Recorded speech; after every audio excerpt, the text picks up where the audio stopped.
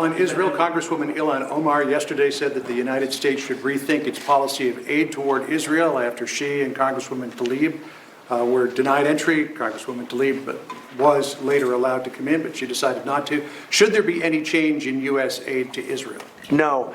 And you should see the horrible things that Tlaib has said about Israel. And AOC plus 3, that's what I call it. AOC, just take AOC plus 3. And you should see the things that the four of them have said about Israel over the last couple of years. I mean, Omar is a disaster for Jewish people. I can't imagine if she has any Jewish people in her district that they could possibly vote for her.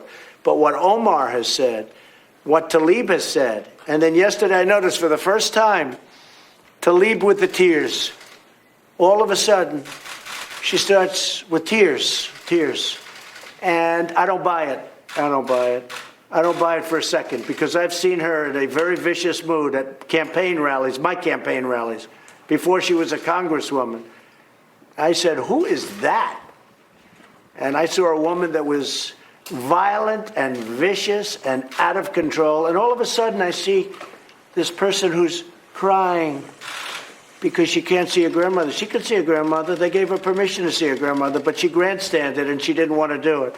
So that's a decision of Israel. That's not a lot of people are saying that was my decision. That's a decision of Israel.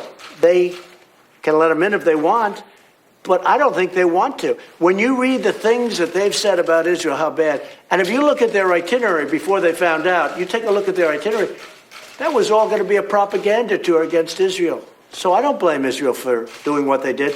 I have nothing to do with it, but I don't blame them for doing what they did. I think it would have been very bad to let them in, including the four. I'm talking about all four, but these two that wanted to get in, Omar and Tlaib. And I think it would be a very bad thing for Israel, but Israel has to do what they want to do. But I would not cut off aid to Israel. And I can't even believe that we're having this conversation.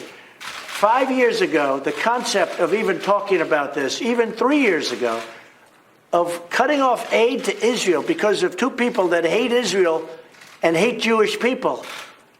I can't believe we're even having this conversation. Where has the Democratic Party gone? Where have they gone where they're defending these two people over the state of Israel?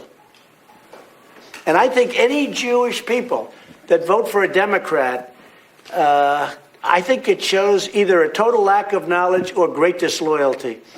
All right? Thank you very much, everybody. Thank you, the Muslim community and the Jewish community are being othered and made into the boogeyman by this administration. All I can do as my city's granddaughter, as the granddaughter of a woman who lives in occupied territory, is to elevate her voice by exposing the truth the only way I know how. As my Detroit public schools teachers taught me, by humanizing the pain of oppression.